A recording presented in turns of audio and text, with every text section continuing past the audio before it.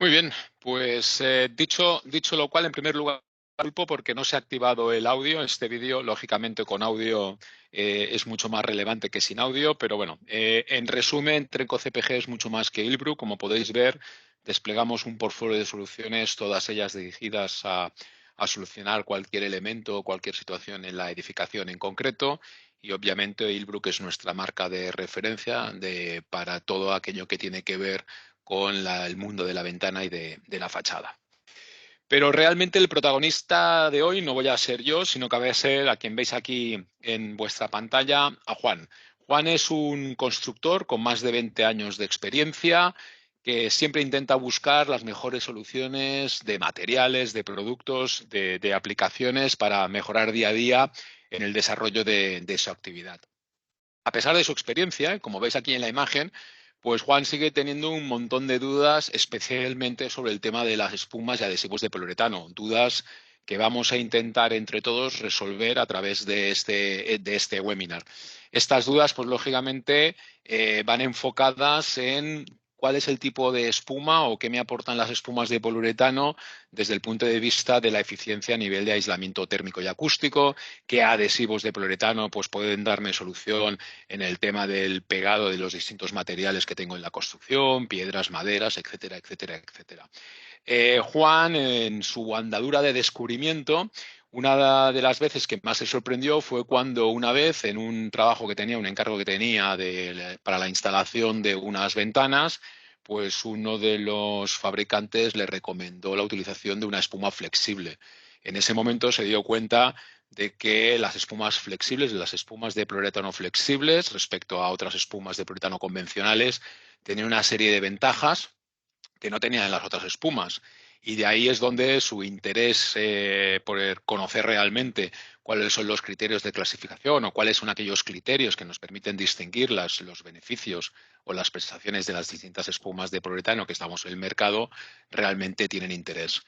Pero no solo en eso se quedó ahí Juan, sino que además también descubrió que, y especialmente en climas fríos, en invierno, la correcta utilización de la espuma de poliuretano más adecuado tenía un efecto directo, un impacto directo en el tema del confort del usuario donde realizaba los trabajos, desde el punto de vista de que las estancias eran más cálidas y que sobre todo eran menos ruidosas. Realmente la correcta utilización de una espuma de poliuretano que acredite una serie de prestaciones determinadas tiene un impacto directo desde el punto de vista no solo del aislamiento térmico, sino también acústico. Y estas y otras muchas cuestiones son las que motivan este tipo de webinars porque es las que nos encontramos en nuestro día a día. E insisto que vamos a ir de la mano de Juan, nuestro constructor aplicador, para ir descubriendo un poquito cuáles son estos criterios de clasificación que nos van a ayudar un poco a identificar y cómo sacar mejor rendimiento de las espumas del poliuretano que podemos encontrar en el mercado. Este va a ser un poco la agenda planteada. Vamos a hacer un rápido recorrido. Primero, entender cuál es la tecnología que está detrás de las espumas y de los adhesivos de poliuretano. Luego también un poco cuál es el entorno normativo de certificación de este tipo de productos. Afortunadamente, hoy en día hay normas y criterios de clasificación que nos permiten comparar directamente un producto con el otro.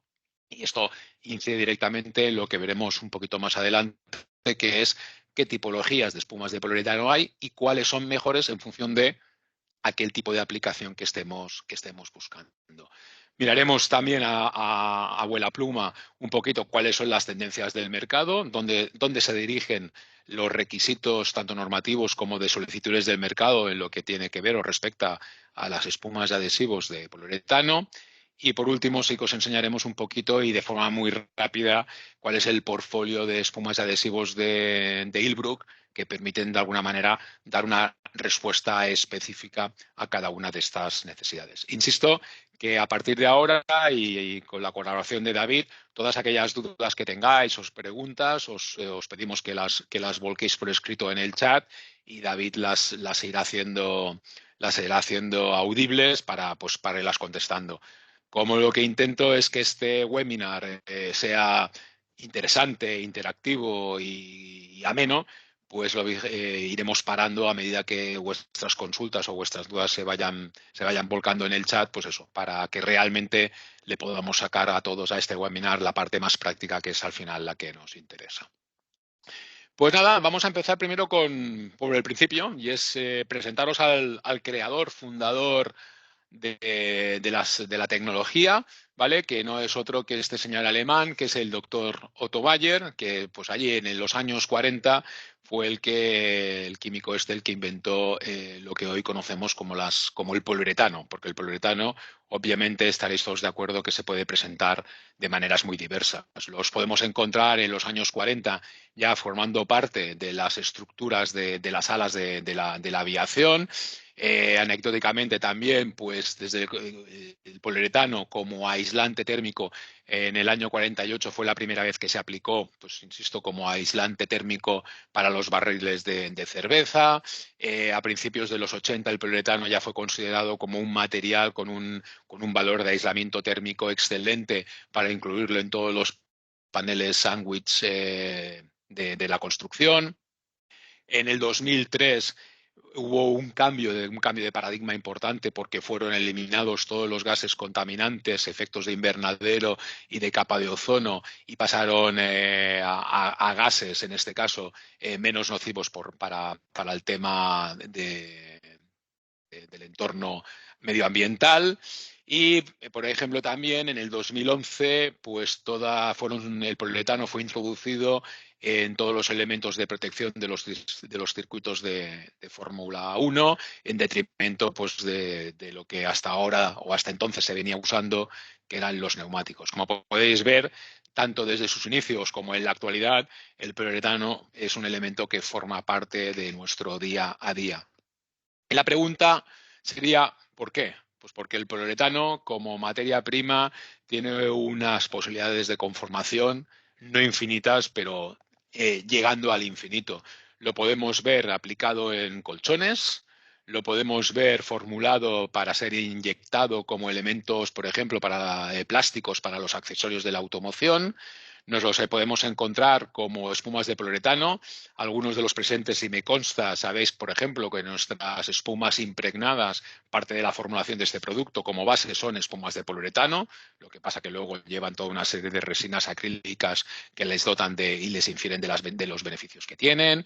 Podemos encontrarnos también el poliuretano siendo parte de los paneles aislantes de cubierta de fachada y, como no, y como lo habíamos visto antes, pues el poliuretano también se utiliza como elemento aislante para todo el tema de los paneles sándwich de fachada. Es decir, hay un sinfín de aplicaciones en todos los ámbitos, en todos los sectores industriales, en todos los ámbitos de consumo que hacen que el poliuretano, por los beneficios en sí mismos que tiene, pues sean de interés. ¿Y cuál es la razón? Pues aquí lo veis. Es que es un producto altamente económico. Es decir, es uno de los pocos productos tecnológicos que o por un lado, a pesar de aportar muchísimos beneficios, a favor suyo tiene que además, tanto en materia prima como en sus procesos, sea relativamente económico respecto a otro tipo de tecnologías. Todos estos son también, abuela pluma, algunos de los principales beneficios que nos aporta el poliuretano. Obviamente, la más conocida en este caso, pues es su coeficiente su coeficiente lambda, su coeficiente térmico, que es el que lo hace eminentemente válido como aislante térmico y acústico. Pero, y en este caso sí me voy a señalar de alguna manera una de las grandes desventajas que muchas veces, y le pasa también a Juan, a nuestro querido constructor, nos pasa a todos de vez en cuando, y que olvidamos que en este caso, pues uno de las grandes ventajas que tiene el poliuretano es precisamente que en presencia del sol desaparece. Nosotros cariñosamente le llamamos el vampiro. Precisamente por eso, porque en presencia de la radiación solar se deteriora con muchísima facilidad. Es decir, podemos hacer casi todo con el poliuretano, excepto dejarlo expuesto al sol.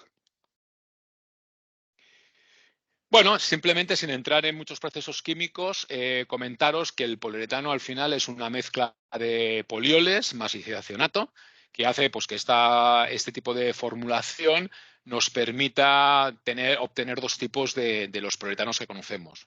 Los que llamamos de un componente y los de dos componentes. El de un componente significa que para conseguir la reticulación del poliuretano nos hace falta el componente, que es la mezcla de polioles y disacinato, más el aire, más la humedad que se contiene en el aire, y los de dos componentes formados por el componente A y el componente B, que cuando entre ellos se mezclan, ya directamente se inicia la reacción química para su reticulación.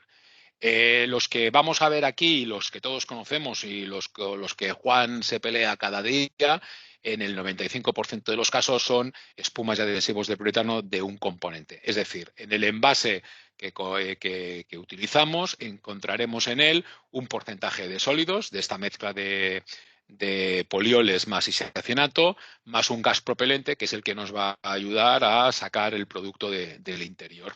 Una vez que este producto esté en contacto con el aire, con la humedad contenida en este aire, pues vamos a empezar a activar la reacción química y a obtener pues, el resultado, la espuma de poliuretano o el adhesivo de poliuretano que todos conocemos. Una pregunta, Enrique. Dime. John nos pregunta que por qué algunos edificios se aplica espuma de poliuretano en paredes de fachada mientras se construye otro edificio colindante cuando, como has comentado, no aguanta los rayos ultravioleta. Pues es una excelente pregunta y avanzo ya al resultado. He puesto en la parte de desventajas, de la gran desventaja del poliuretano, he puesto señalado en rojo que no resiste la radiación solar. Es decir, dándote respuesta al John, es inaudito seguir viendo actualmente que la medianera de edificios se sigue protegiendo en vez de un tabique pluvial, que sería lo suyo, pues por un criterio, si me permitís, como lo estoy grabando, quedará para los anales de la historia. Es decir, por un tema estrictamente de costes, se aplica el aislamiento y no se protege el aislamiento de la radiación, ni del agua, ni de la intemperie. Se hace estrictamente por una decisión de costes, pero no tiene ningún sentido si esa protección de esa medianera se alarga en el tiempo, porque evidentemente, y yo creo que muchos de vosotros lo habéis visto, edificios que han tirado el edificio de al lado y quedan desprotegidos por más de 2 o 3 o 4 meses, esa espuma, el primer indicador es que cambia de color, pierde ese color amarillo clarito natural y empieza a oscurecerse con un marrón oscuro, y eso es un indicador clarísimo de la degradación del poliuretano, y la segunda tiende a desaparecer y a perder cualquier prestación de aislante térmica. O sea, es decir, es sintomático que sigamos en general por un tema estrictamente de precio teniendo tan poco conocimiento de cómo un producto no es correctamente aplicado. Da respuesta a tu pregunta. Pues, ok. Perfecto. Pues seguimos. Lo que comentaba, conocemos un poco las aplicaciones del poliuretano, conocemos cuál es su tecnología, el fundamento.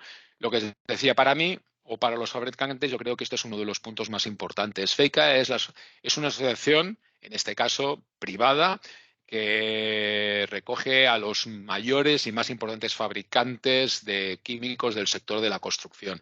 Como podéis ver, aquí a la derecha, en los logotipos, no solo estamos nosotros, sino que están nuestros principales competidores. Nosotros somos de los fabricantes en que entendemos que la competencia, si es buena, aporta valor. Y en este caso, nosotros nos sentamos habitualmente en las reuniones como miembro de FEICA, nos sentamos en las reuniones de trabajo con nuestros principales competidores para aunar y alinearnos en el desarrollo de normativas y normativas de clasificación que nos permitan medir de forma equitativa y de forma parametrizada las prestaciones del rendimiento de las distintas espumas que vosotros después os encontráis en el mercado. La buena noticia es que muchísimas de las normas que ha desarrollado FEICA con carácter interno, que evidentemente han adquirido, por la importancia que tiene la asociación en el sector, han adquirido importancia de relevancia, es decir, independientemente de la existencia, ¿no?, de normas ISO o de normas EN, las normas internas de FEICO, las normas TM, han sido normas de referencia para todos los sectores de la construcción, pero la buena noticia es que además, a partir de hace ya unos años, todas estas normas han adquirido el rango de norma europea, con lo cual son normas armonizadas para todos los miembros de la Comunidad Europea y nos permiten a todos saber exactamente cuáles son las diferencias desde el punto de vista de prestaciones de cada una de las espumas que encontramos en el mercado. Y eso es muy importante, primero porque desde el punto de vista de la instalación o de la aplicación nos permiten saber exactamente si esa espuma es adecuada. Y la segunda también, desde el punto de vista, si me permitís, de la transacción comercial, también me permite de forma muy clara, objetiva y sin subjetividades saber qué espuma es no mejor o peor en términos de bueno o malo, sino cuál es de ellas buena o mala en función del tipo de aplicación que persigo. Porque, insisto, y como le pasa a nuestro amigo Juan el constructor, muchas veces estamos utilizando espumas que pueden ser incluso de muy buena calidad para aplicaciones que no son las más adecuadas, con lo cual el resultado quizá no siendo satisfactorio llegamos a la conclusión que a lo mejor esa espuma no es lo suficientemente bueno. Pues nada, empezamos con lo que nosotros llamamos cariñosamente el mambo. Nos quedarían 2 criterios más de clasificación, pero aquí nos quedaríamos con los 6. Estos son los 6 criterios más importantes que tenemos que tener clara a la hora de poder clasificar o poder determinar o poder diferenciar una espuma de poliuretano una de otra. La primera, lógicamente, tiene que ver con lo que os adelantaba, es si las espumas son de un componente o de 2 componentes. Y esto es determinante por lo que comporta, por el beneficio que lleva posteriori. Evidentemente, las de un componente normalmente son más económicas. ¿Por qué? Porque el segundo componente actualmente todavía es gratis, todavía no pagamos por el aire, pronto llegará, sobre todo con todo el tema del CO2, de emisiones de CO2, yo creo que acabaremos pagando impuestos por respirar, pero hasta el día de hoy ese segundo componente, que es la humedad contenida en el aire, todavía por ella no pagamos. Las de 2 componentes, la gran ventaja que tiene, que si bien utilizamos 2 componentes para conseguir la reticulación o la activación de la reacción química del producto, lo que sí es cierto es que la gran ventaja que tiene respecto a la de un componente son los tiempos de curado. Normalmente, los tiempos de curado de las espumas de poliuretano de un componente es unos 10-15 minutos para la formación de piel, unos 30-45 minutos para que la estructura de la espuma sea lo suficientemente rígida que nos permita cortarla, pero aproximadamente 24 horas para lo que nosotros llamamos carga total, para que realmente el producto se haya solidificado, se haya estructurado adecuadamente, haya formado la celda adecuada y permita tener o darnos el 100% de las prestaciones. La gran ventaja que tienen las espumas de 2 componentes es que si bien para una necesitamos 24 horas, los tiempos de carga máxima de una espuma de 2 componentes es entre 2 o 3 horas. Entonces, ¿cuál es mejor o peor? Depende. Si nosotros tenemos una obra o tenemos una actuación en la que el requisito es tengo que entrar y en 2 o 3 horas tengo que poder aplicar la espuma, me tiene que crecer, me tiene que reticular, me tiene que secar, pues estoy absolutamente convencido que la de 2 componentes será una mejor solución o una mejor opción que la de un componente. Por eso vamos a ir viendo que todo depende. Desde el punto de vista, para que entendáis cómo funciona la de los 2 componentes, que quizá son las menos conocidas. Como veis en el aerosol contiene 2 cavidades. El componente A, que es el que normalmente incluso va en los aerosoles de un componente, pero dentro del mismo envase hay otra pequeña cápsula con el componente B. En este caso, por la parte inferior del aerosol, hay la posibilidad de introducir una pieza plástica que una vez comprimida, ¿vale? Es como si fuera un émbolo, colocamos esta pieza plástica por la parte del aerosol y una vez empujado este émbolo lo que hacemos es permitir que se libere el componente B, con lo cual ya en ese momento empieza la reacción de A más B, con lo cual cuando nosotros empecemos a aplicar el producto, automáticamente ese producto ya estará en proceso de curado y es de alguna manera de las características que hace que este producto cure muy rápido. En el slide, en la parte derecha, veréis en cambio lo que decíamos de un componente. En este caso, las espumas se alimentan de la humedad del aire. ¿Por qué es importante saber que los de un componente se alimentan de la humedad del aire? Pues eso es muy importante porque estaremos todos de acuerdo que en condiciones de verano, donde hace mucho calor, donde se reduce significativamente el porcentaje de humedad relativa en el aire, tenemos que tener claro que el producto no va a trabajar igual. Es decir, no va a trabajar igual con un 50 o un 60% de humedad en el aire que con un 20 o un 30% de humedad en el aire. Por eso, los fabricantes recomendamos en nuestras fichas técnicas, en nuestros manuales de aplicación, la opción de rociar con agua previamente aquellas juntas o aquellos huecos donde vayamos a aplicar espumas o adhesivos de un componente. ¿Por qué? Para crear una atmósfera adecuada y propicia para que esa reticulación de la espuma se realice de la forma más homogénea, más compactada y obtengamos las máximas prestaciones del producto. Segundo criterio, insisto, yo voy hablando, cualquier duda, cualquier comentario, cualquier cosa que os parezca interesante a compartir con el resto, por favor no dudéis de dejarlo escrito en el chat y David dará buena cuenta de ello. El segundo criterio que nos permite diferenciar espumas y adhesivos de poliuretano unos de otros tiene que ver con el tema de la reacción al fuego. La reacción al fuego no es más que cómo cualquier material reacciona en presencia de llama. Y para hacerlo muy fácil, tendríamos dos grandes grupos. Materiales incombustibles, ya les puedo poner llama, que el material va a quedar inalterado desde el punto de vista de la combustibilidad, no va a quemarse, y ahí los más fáciles de ponernos en la cabeza, pues lógicamente serían todos aquellos materiales metálicos, ¿vale? Que son incombustibles y dentro de las euroclases serían los que llamaríamos los materiales de reacción al fuego tipo A y A1, A2. Y luego tenemos el resto, todos aquellos materiales que en función de la llama se queman, desaparecen, que serían todos aquellos materiales combustibles clasificados a partir de B1, B2, B3 y subsiguientes. En este esquema, lo que sí vemos es un poco cuáles son los criterios de clasificación para medir esta reacción. Los B1, que son los muy poco combustibles, pues lógicamente aquí sí que hay que gastarse un dinero porque hay que ir a un laboratorio, llevarles una muestra, llevarles una probeta de aquel tipo de producto y en la situación de que aquel tipo de producto funciona para que lo prueben, lo quemen y realmente nos lo puedan clasificar en función de qué tipo de reacción tiene frente a la llama, qué tipo de gota, una vez que se está quemando, desprende y qué tipo de humo emite. ¿Vale? Es un poco cuando veamos la clasificación de reacción al fuego, veremos tres dígitos. Veremos un primer dígito que será A, B, C, D, E, que ahí medirá el nivel de combustibilidad. Veremos un segundo dígito que nos hablará de un valor S, ¿vale? En inglés de la sigla smoke, que lo que nos dirá es si los humos son blancos significa que los productos contenidos en ese humo son menos perjudiciales que si los humos son negros. El color en el humo indica el nivel de toxicidad de los componentes que se están quemando. Y hay un tercer dígito que es una D, que en inglés viene de la sigla en inglés de drop, del tipo de goteo, que lo que nos va a medir es si esa gota que se va desprendiendo una vez que se está quemando facilita o no que el fuego se vaya extendiendo.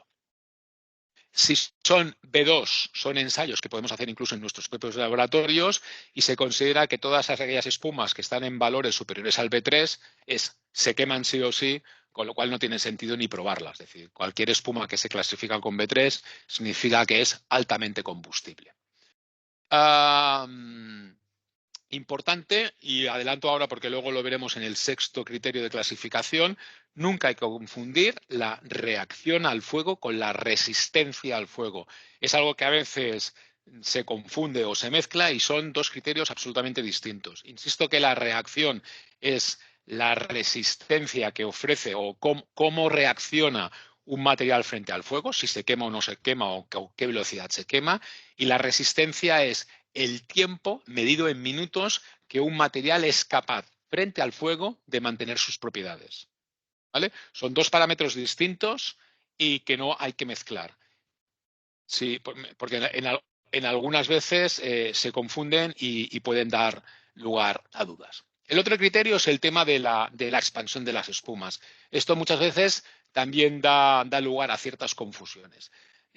Como os comentaba, FEICA desarrolla y articula todas las normas, tanto internas como ahora a nivel de rango europeo y clasifica mediante ensayo que todas aquellas espumas de poliuretano que tengan niveles de expansión inferiores a un 15% se determinan que son de baja expansión. Por otro lado, las espumas convencionales, las que todos habitualmente conocemos, hemos de considerar que están aproximadamente en un 40% de expansión. Esto también es muy importante porque a veces también nos encontramos nos están indicando el rendimiento del producto, alta expansión, baja expansión. Es decir, todos estos elementos o todos estos criterios son realmente importantes a tenerlos en cuenta porque al final son los que nos van a ayudar a decidir si nosotros para el tipo de aplicación que necesitamos una espuma de alta expansión o de baja expansión que nos va a ayudar a la rentabilidad del producto. Un producto que crece mucho, ¿vale? Tendrá muchas ventajas competitivas desde el punto de vista de rendimiento.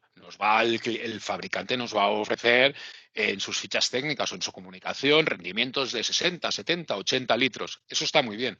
Ahora bien, hemos de tener en cuenta, y lo veis en esta gráfica, que si hablamos de productos de alta expansión, significa que la presión que ejerce esta espuma en su proceso de crecimiento es muy alta. Con lo cual, si yo quiero aplicar una espuma, por ejemplo, para una junta de relleno en un hueco de ventana, puedo tener problemas en función de las dimensiones de esa ventana de que el perfil me llegue a flechar o que en unos momentos determinados, si estoy utilizando una espuma de alta expansión, por ejemplo, para hacer un sellado entre el marco de una puerta y el muro y el paramento, pueda tener deformaciones de ese marco y me encuentro que cuando voy a intentar cerrar la puerta me cuesta cerrarla porque me está rozando la puerta en algún punto. Es decir, no hablo de que los productos sean buenos o malos. Insisto, lo importante es conocer exactamente cuáles son nuestros criterios para que nos permitan a nosotros realizar una comparación real de producto contra producto y la segunda, identificar el producto más adecuado para poder realizar la mejor aplicación. Cuarto criterio, la elasticidad. Aquí también hay un poco de, si me permitís, de leyendas urbanas o de conceptos como muy mezclados. Otra vez me voy a la referencia directa de la normativa, que al final es la que establece un criterio claro, diáfano y homogéneo para todos. Se considera que las espumas que tienen un módulo elástico por encima de un 25% de su dimensión nominal, solo esas espumas pueden empezar a clasificarse o a categorizarse como elásticas. Las que estén con un porcentaje inferior a ese 25% y las espumas de poliuretano convencionales están aproximadamente sobre un 15%, no son elásticas. Con lo cual, aunque yo tengo un valor o indique en mi tabla técnica un valor de un 10 o un 15% de porcentaje elástico, no hace que sean elásticas. Evidentemente, todos los materiales tienen cierto valor elástico, pero esa no las hace especialmente elásticas. Para poderlas clasificar como espuma elástica, insisto que los porcentajes de elasticidad tienen que ser superiores a un 25%. Aquí veis un poco el ensayo, lo que os decía, bajo la normativa de referencia, cómo se mide esta elasticidad. Se genera una probeta y lo que se le hace a esta probeta es ciclos de compresión-descompresión. Es decir, al final lo que vamos haciendo es a la espuma, la chafamos, la dilatamos, la chafamos, la dilatamos. El ensayo total tiene una duración de 3.000 ciclos y lo que se mide, y lo veis aquí en la gráfica de la derecha, es precisamente cuál es el comportamiento elástico de ese material a partir de la aplicación de esos ciclos. Lo óptimo sería obtener, si nuestra espuma realmente es elástica y además lo es buena, lo óptimo sería obtener un resultado como el que veis en la parte inferior, es decir, una figura que se asemeje en lo posible a un rectángulo. Eso significa que el comportamiento, es decir, el mantener el dimensional de la espuma se mantiene homogéneo a pesar de que la vayamos comprimiendo y la vayamos descomprimiendo. En la gráfica superior de la derecha veis un tipo de espuma que corresponde a la espuma de la izquierda rota, ¿vale? Que evidentemente a partir de n ciclos se ha roto, ¿vale? Se ha fracturado y deja de tener esas prestaciones. Importante, podemos tener espumas convencionales de altísima calidad, pero que si las utilizamos en aplicaciones donde la elasticidad sea el requisito indispensable, ¿vale? Fallen. Por eso insisto una vez más que no hablamos de espumas buenas y malas, hablamos de espumas idóneas para una u otra aplicación. Enrique, una pregunta. Sí. John también pregunta que si la espuma elástica con el paso del tiempo sigue permaneciendo elástica. Ese es el objetivo del ensayo. El ensayo se realiza a 3.000 ciclos, ¿vale? Y lo que intenta es, en esos 3.000 ciclos, de alguna manera, de forma evidentemente por cálculo, establecer que sería una duración de vida útil de ese producto aproximadamente de unos 10 años en unas condiciones determinadas. Es decir, los 3.000 ciclos de compresión y descompresión se establecen, ¿vale?, para una vida útil del producto adecuada. ¿Contestada la pregunta? Eso es Sí, también análogo a los que trabajáis, bueno, a los que sois del sector y os movéis entre normativas. El tema de los ciclos no es nuevo ni específico ni puntual para el tema de las espumas. Se aplica a otros muchos productos de la construcción, especialmente, por ejemplo, el tema de los accesorios. La forma de medir la vida útil de un accesorio, por ejemplo, de un herraje de una ventana practicable o estilo batiente o herrajes en general o de dispositivos, normalmente todas las normas, el ensayo de norma, lo que introduce es ensayos de ciclos, ¿vale? En el tema de una ventana, aperturas y cierres, y se establecen por cálculo que cierto nivel de ciclos corresponde a una duración en años de ese producto. Muy bien, vamos a la quinta propiedad, que es la adhesión. Esto es también algo que discutimos habitualmente con nuestro amigo Juan. No nos olvidemos que Juan es nuestro protagonista del día de hoy, porque Juan a veces se hace un poco el lío, porque dice, hostia, es que a mí me han dicho, incluso yo a veces he probado de utilizar espumas de poliuretano de relleno para pegar, en el casos muy exagerados, ventanas, otros pegan paneles, otros pegan láminas, zócalos, etcétera. Hago un paso atrás. Cuando veamos la formulación química del poliuretano, me olvidé de decir es que el poliuretano de per se es adhesivo, tiene una capacidad de adherencia importante. Pero eso no hace, sobre todo cuando hay un requisito específico de necesito pegar, hay que diferenciar cuando necesito aislar a cuando necesito pegar, porque los requisitos técnicos y mecánicos son distintos. Por eso es importante el criterio de clasificación. No puedo utilizar o no sería adecuado utilizar una espuma de poliuretano que está. David, ¿puedes sí, cerrarme el micro de alguien? sí, un segundo.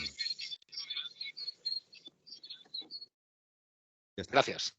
Vale, pues es importante que si quiero pegar algo y utilizo una espuma que está diseñada especialmente o específicamente para relleno, pues mi porcentaje de fracaso puede ser muy alto. Por eso en el mercado los fabricantes ofrecemos e intentamos distinguir la oferta de espumas de relleno, espumas especializadas y adhesivos de poliuretano, que ahí sí que los requisitos van a ser mecánicos, no van a ser ni térmicos, ni acústicos, ni nada de esa índole, porque su campo de aplicación o su objetivo obviamente es distinto.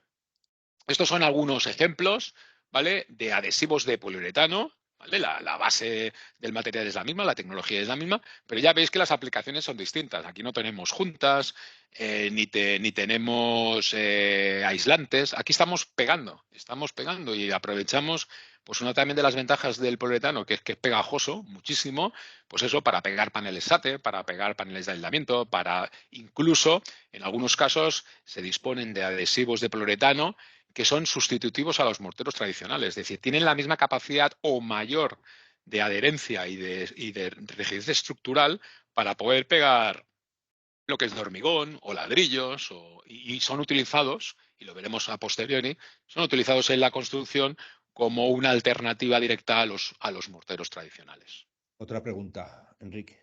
Dime. Pregunta John que si entonces la espuma nuestra FM310 no es adecuada para el pegado de materiales, porque Efectivamente, sin embargo efectivamente. está certificado para el pegado de teja. Vale, es lo que decía. En el mundo del producto, nada es blanco ni nada es negro. Por eso insisto, lo importante de conocer los criterios que lo clasifican. Es, primero, la espuma, en este caso especialmente la FM310, ¿vale? Que es una espuma convencional para relleno para los que no la conozcan. Está diseñada precisamente para rellenar huecos, para dotar al hueco o a la junta donde vaya a ser colocada de prestaciones térmicas y acústicas. Eso no quita, como decía anteriormente, que el hecho, además de tener cierta capacidad de adherencia, no pueda tener más de una aplicación, y es el caso. Es decir, en este caso, además, esta espuma tiene la versatilidad, a diferencia de otras espumas convencionales, que no solo sirve para esto, sino que sirve especialmente para también pegar tejas. Y eso lo acreditamos, ¿vale? Porque nos movemos siempre en ese entorno al final normativo, que es el que dictamina si o no pasa o no pasa, la norma específica que hay para qué espumas son habilitadas para que, además de comportarse como aislante térmico acústica, puedan ser utilizadas para otro tipo de aplicación, que es este caso. Pero no podría utilizar, por ejemplo, la espuma 310, esta espuma convencional, por ejemplo, para pegar un panel o un SATE, porque el nivel de exigencia de resistencia mecánica, de tracción, de ese tipo de elementos me exigen valores superiores al que esta espuma especialmente me pueda dar. ¿Ok? Ok. Perfecto. Sí, espera, me dejo aquí. Simplemente en esta imagen, lo que decía, los adhesivos de poliuretano en algunos casos son sustitutivos directos al mortero tradicional, y sí que me gustaría señalar a la derecha el ensayo de por ejemplo, de una de nuestras adhesivos de poliuretano top. Yo creo que es un gran o excelente producto que, además, sobre todo desde el punto de vista de Juan, nuestro amigo el constructor, le soluciona muchísimas de sus problemas diarios. Ensayo de carga que lo que evalúa es el nivel de resistencia que ofrece este adhesivo de poliuretano al pegado estructural de los muros. Y el ensayo consiste nada más y nada menos que levantar un murete de unas dimensiones determinadas y hacerle caer sobre él una bola de acero pendular, ¿vale? Estos ensayos se hacen para este tipo de adhesivos, que son los mismos que se le exigen a los elementos de carga de cuando se levantan paramentos. Exactamente el mismo. Y os puedo decir que los resultados de clasificación son incluso mejores que los que ofrece el mortero tradicional. ¿Vale? Por eso este tipo de adhesivos realmente son una gran solución para Juan.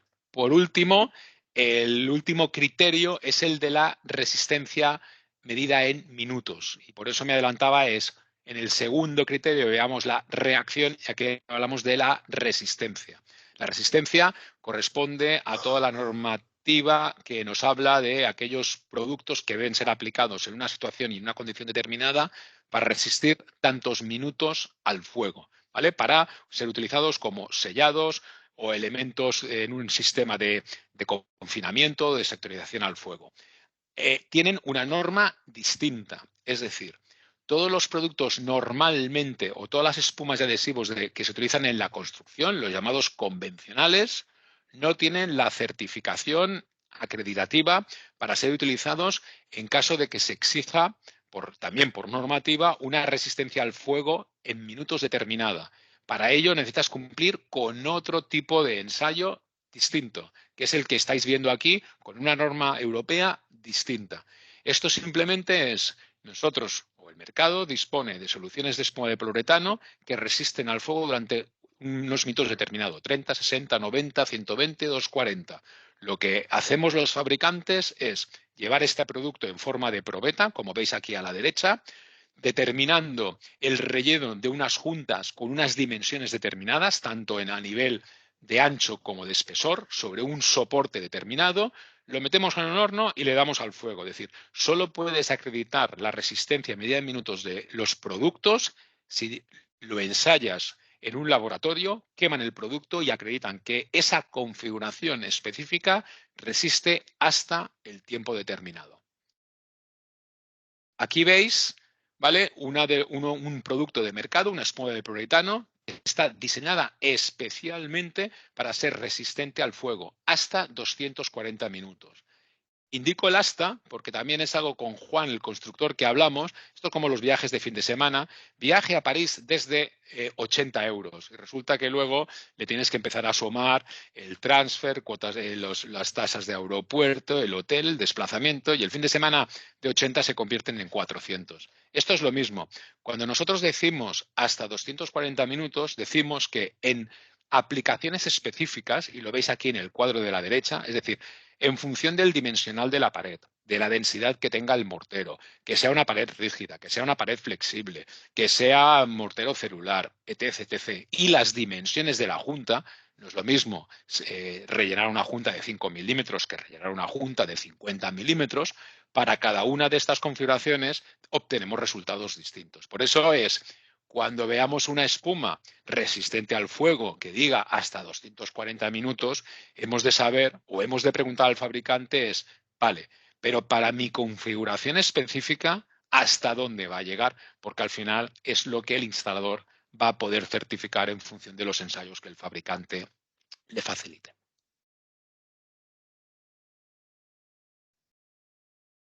¿Alguna pregunta más en este? Sí, una Vale. pregunta.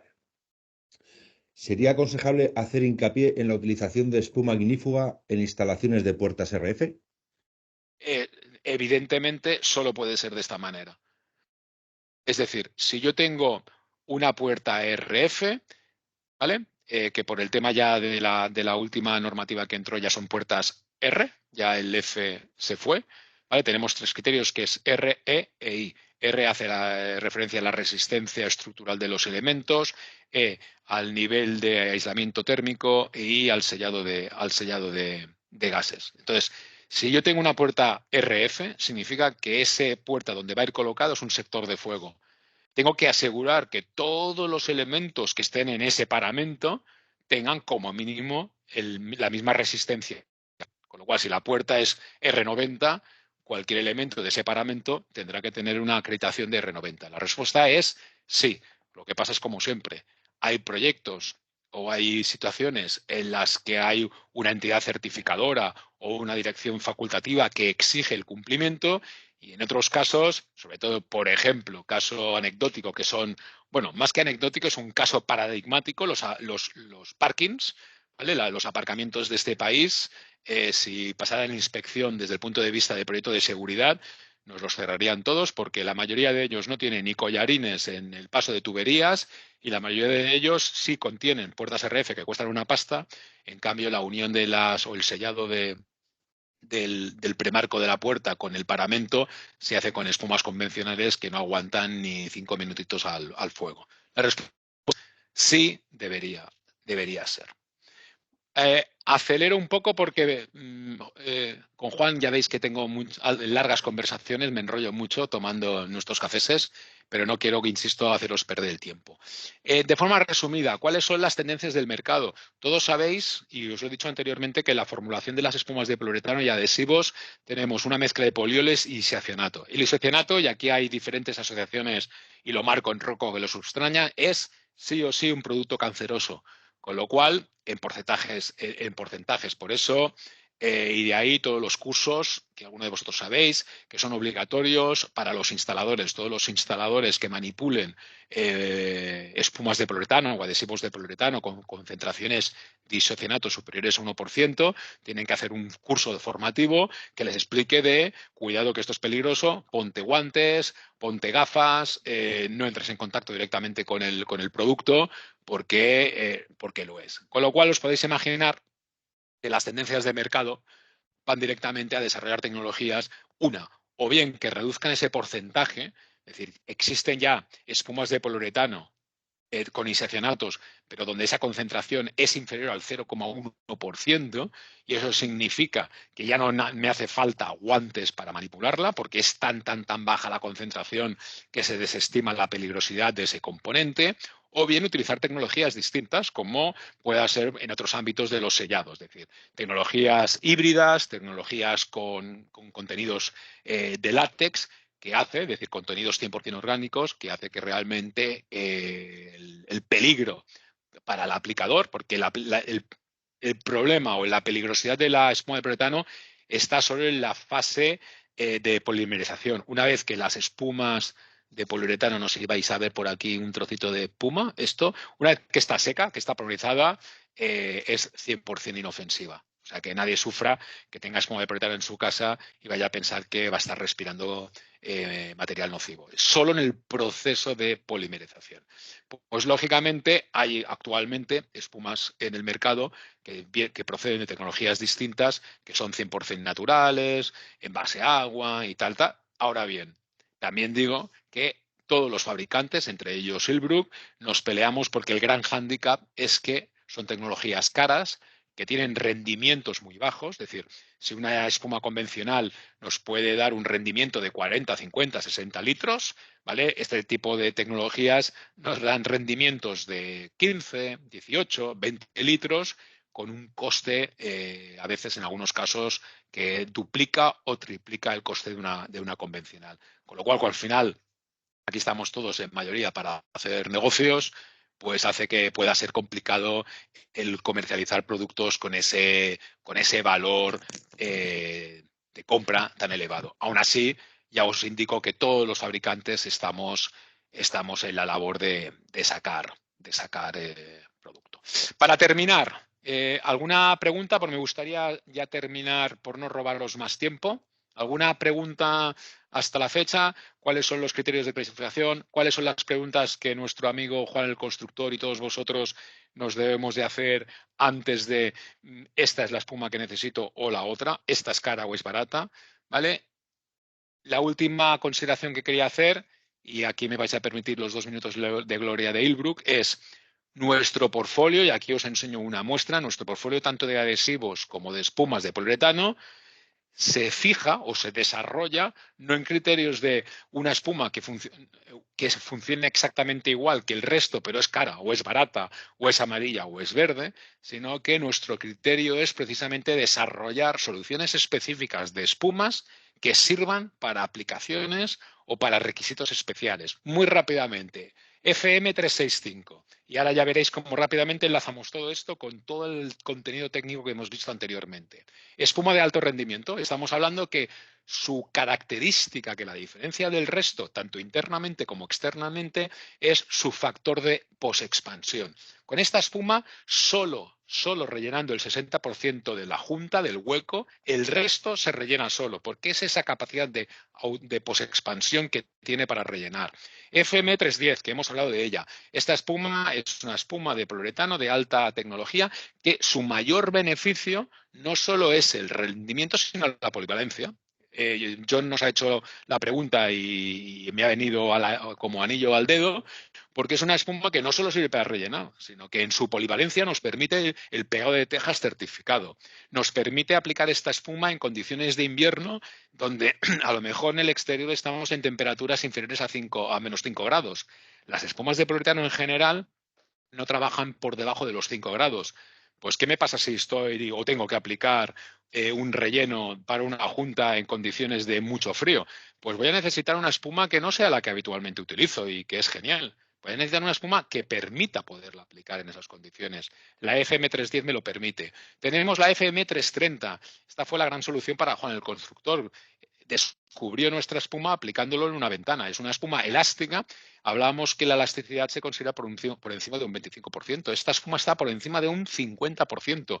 No solo es capaz de absorber las dilataciones y contracciones que tiene la propia estructura del edificio, sino aquellas que le infiere el propio material de la ventana. A nivel genérico, considerar que para una luz de hueco de 1 metro, el coeficiente de dilatación del aluminio puede oscilar en la variación de temperatura entre 1 y 2 milímetros. Imaginaros la chicha o la carga que le estamos dando a la espuma. Si no tengo una espuma suficientemente elástica, la voy a romper. Si rompo un sello, deja de funcionar. No tengo prestaciones térmicas, no tengo prestaciones acústicas, voy a tener infiltraciones de aire, voy a tener pérdidas de eficiencia energética, bla, bla, bla, bla. Por eso de la importancia. A la derecha, adhesivos, lo que hablamos. Adhesivo diseñado especialmente para pegar paneles, con una carga inmediata y con un curado inmediato. Y otro adhesivo de poliuretano, que también os lo enseñaba antes muy rápidamente, el PU700, especial para levantar paredes, para pegar piedra, para utilizarlo en cualquiera de las situaciones en las que podamos utilizar un mortero tradicional. Obviamente, accesorios. No puedo estar trabajando con productos que son pegajosos, que cuando se secan no hay quien los quite, sin considerar tener limpiadores, sin tener las pistolas correctas para aplicarlo de la manera y sacar el máxima rentabilidad, etcétera, etcétera, etcétera. Termino muy rápidamente porque me he comido el tiempo. Como os pasaré luego la presentación, veréis algún detalle más que no he comentado, que obviamente estaré encantado de poderos daros respuesta, pero paso un poco a que veáis algunos de producto aplicado y algunas de sus características.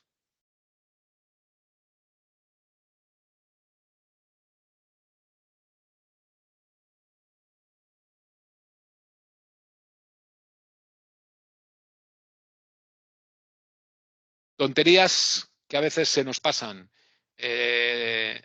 Los sellados o los rellenos de las juntas se hacen de arriba a abajo, porque hay un señor que le cayó una manzana en la cabeza y nos enseñó sobre el tema de la gravedad. Si lo hago al revés, lo que me voy a encontrar es que el propio peso de la espuma cuando la aplique, que todavía está tierno, lo que va a hacer es que la espuma se me va a ir cayendo de la junta de arriba a abajo. ¿Vale? El otro tema es que cuando las juntas son muy, muy profundas, es importante aplicar la espuma por capas. Si intento aplicarlo todo de una, ¿vale? Pues seguramente voy a conseguir una configuración final de sellado de barrera peor. Por eso es importante aplicarla por capas, pulverizar, conseguir una atmósfera lo más homogéneamente posible y volver a aplicar la siguiente capa. Puedo aplicar los productos, por ejemplo, nuestros aerosoles tienen una válvula que llevamos 2 en 1, que permiten tanto aplicarlo de forma manual, como veis ahora con cánula, como aplicarlo con pistola. Eso también, en función del tipo de aplicación, de la situación, de la inmediatez, pues nos permite, pues con un solo envase, tener esas dos aplicaciones. Dejar curar entre capas. Aquí vemos cómo ha recrecido la espuma, pues habrá que esperar lo que hablábamos, esos 30-40 minutos en función de la espuma para poderla recortar y dejarla perfectamente preparada pues para el recibimiento o por consideraciones estéticas. Si vamos a dejar esa junta sangrada a la vista, pues habrá que dejarla bien arreglada. Son consejos y recomendaciones que en nuestros cursos prácticos compartimos con los instaladores, pues lógicamente para pacientes. Y al final ya no es que solo queden más bonitos, sino que sobre todo el nivel de prestaciones que vamos a conseguir, que es los que declaramos en las fichas técnicas, los van a poder conseguir. Y todos cada vez más somos más conscientes de la importancia que tiene el tema de la eficiencia y la gestión de los recursos y de la consecución de valores prestacionales en las viviendas. Una pregunta, Enrique. Bien. Pregunta John si se aconseja cortar el sobrante, porque tiene entendido que debería ser lo contrario. Vale. En ningún caso, hostia, John, el chuletón lo tienes. Me estás haciendo las preguntas que hay que hacer y no está nada preparado. Cuando nosotros hacemos los cursos prácticos a los instaladores, decimos es en ningún caso o en el menor número de veces deberías de cortar la espuma, por dos razones. Una, porque la formulación de las espumas hay un aditivo que nosotros incorporamos, que los que habéis aplicado espuma lo sabréis, y es que cuando la aplicamos y empieza a curar, ¿vale? Queda como la capa exterior de la espuma queda como brillante. Eso no es polioles ni isocianato, eso es un aditivo que se mete, un aditivo que se mete en la formulación. Y ese aditivo está especialmente pensado para proteger, para tapar lo antes posible el poro de la espuma para evitar que se meta suciedad, se meta al aire, ¿vale? Es decir, es como un protector. Si cortamos la espuma, evidentemente dejamos expuesta la celda de la espuma al aire y el nivel de deterioración será más inmediato que si no. Segundo, como hemos hablado, todas las espumas tienen un factor de posexpansión, bajo o alto. En las fichas de los fabricantes deberíamos encontrar un campo que nos dice exactamente qué porcentaje de la junta tengo que rellenar para que el resto lo haga la propia espuma. Las espumas que hemos visto, tenemos 3 espumas con diferentes factores. Es decir, La que es de alta expansión, solo necesitamos rellenar el 60. Si yo esto lo cumplo, primero, me ahorro la pasta, porque es material que no meto. Si yo no aplico material que se queda en el bote que me permite mayor rendimiento. Segundo, si yo solo aplico el 60% y el resto crece, me voy a ahorrar de cortarlo. Con lo cual, cortar significa coste de desperdicio, poco, mucho, pero es coste de desperdicio y sobre todo es tiempo, porque tengo que esperar, tengo que cortar, tengo que repasar, es coste, coste, coste. Si controlamos y conocemos exactamente el sistema de aplicación del producto, podemos rendirlo mucho más, podemos obtener mejores instalaciones y sobre todo ahorrar tiempo y dinero. Tenemos otro, por ejemplo, que la FM310 hemos de rellenar el 80% de la junta, el 20% se rellena solo. Y la 330, la elástica, en este caso, como tiene un factor de posexpansión muy bajo para evitar deformar los perfiles de las ventanas, tenemos que rellenar el 90%. Si controlamos estos valores, si el instalador lo controla, se ahorra pasta, tiempo, dinero y mejora muchísimo la eficacia de su instalación. Otra pregunta. ¿En qué posición debe estar colocado el bote en función de si es con pistola o con cánula? Vale. En todos los casos, cuando hablamos de espumas o adhesivos de un componente, la posición adecuada debería ser como la que figura aquí en el vídeo, es decir, en posición vertical con la válvula boca abajo. ¿Por qué? Primero, porque a pesar de que todos los fabricantes recomendamos obligatorio, por favor, Dios mío, hacerlo, porque si no nos vais a pasar reclamaciones de producto, hay que mezclar el producto. Acordaros que el envase contiene sólidos más propelente. Si no mezclo, ¿vale? Como por tema de densidades son distintas, los tengo separados y me sale o mucho gas, esto es como la crema de afeitar, o me sale mucho gas o me sale mucha chicha sin gas. Con lo cual, primero mezclo. La segunda, lo pongo en esta posición porque favorezco por gravedad, ¿vale? Empujar todo el material del sólido que estaba en la parte del culo del envase hacia abajo y me aseguro que la composición es más homogénea.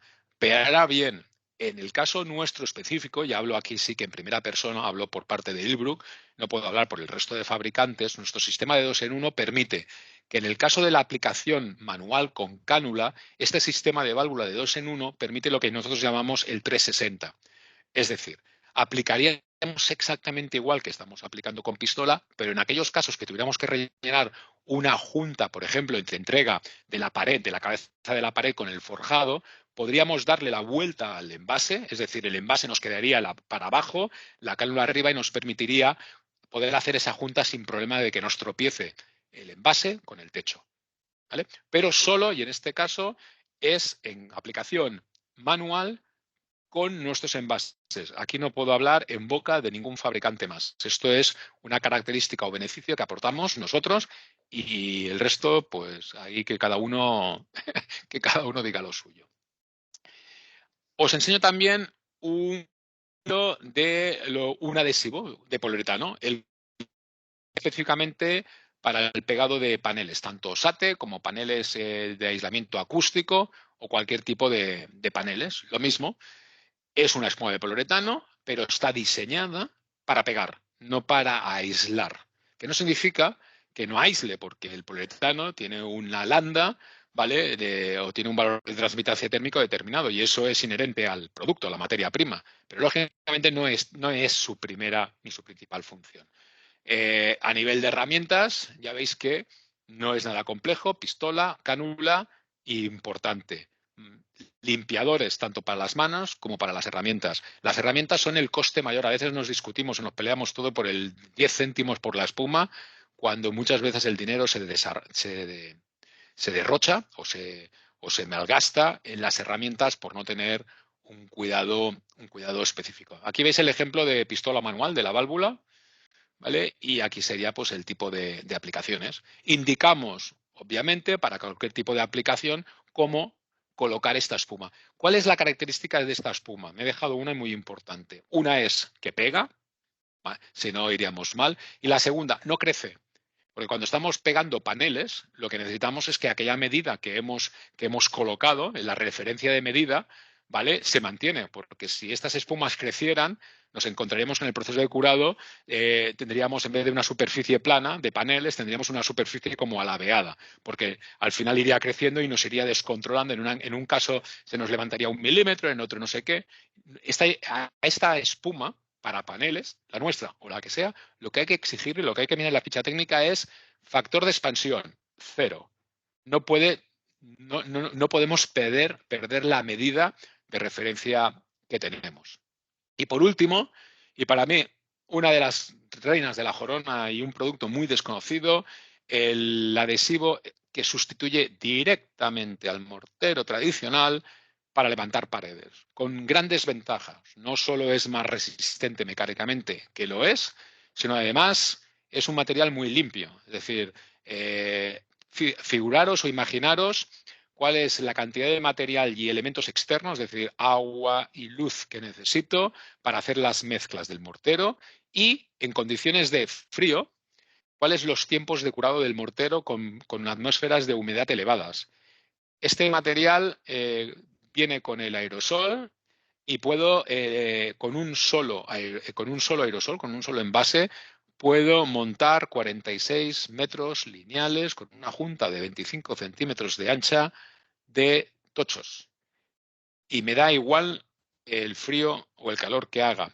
En 3 horas, perdón, en 1 hora, no lo confundía con el otro, en 1 hora lo tendré fraguado para que ya no se me muevan las piezas, y en 24 horas habré obtenido el máximo de dureza de pegado estructural. Estoy montando una pared divisoria en un 5.º piso. Si lo hago tradicionalmente, tengo que llevar luz, tengo que llevar agua. Llevo aquí con el producto, como veis en el vídeo, y lo aplico, coloco el tocho y se acabó. Puedo levantar paredes de hasta 10 metros. La única limitación que tiene este producto es no puedo levantar paredes estructurales. Todos los ensayos que tenemos de este producto están realizados para paredes que no sean de carga, o sea que hablaríamos de paredes secundarias, paredes divisorias y paramentos. ¿Vale? Es uno de los grandes productos que tenemos. Insisto que este tipo de productos son maravillosos y perfectos de verlos funcionar. Es decir, al final no os voy a convencer de las bondades del producto si no lo veis aplicar, y cuando uno lo ve aplicar realmente es cuando valora la capacidad que tienen de soluciones. No podía terminar de alguna manera una vez más. Es decir, de nada sirve todo lo que hemos visto si no utilizo las herramientas adecuadas, si no las mantengo limpias para que me trabajen perfectamente. Una pistola sucia no solo no funciona, sino que me dará un caudal inferior, me va a salir la espuma disparatada, y evidentemente desde el punto de vista de limpieza, tanto propia del instalador como del sitio donde estamos trabajando, es importante mantenerlo siempre en condiciones. ¿Alguna pregunta, alguna duda? Os doy las gracias porque me he ido de tiempo, pero entiendo que por las preguntas que habéis ido formulando, espero que valga la pena haber invertido estos 10-15 minutos de más sobre el horario previsto.